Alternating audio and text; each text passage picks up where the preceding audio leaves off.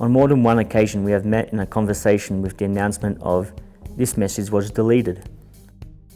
At the end of 2017, WhatsApp presented the function of deleting the messages that other person sent, with a short time to validate this option.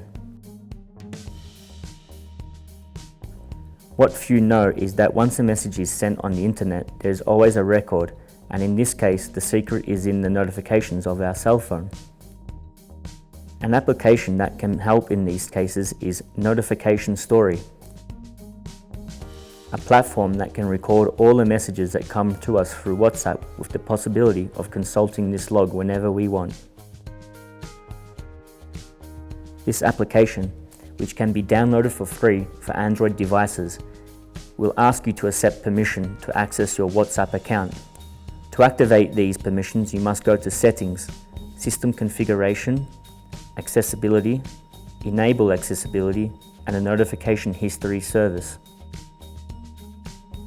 If you want to stop the registration, you can access the same route and disable the permission.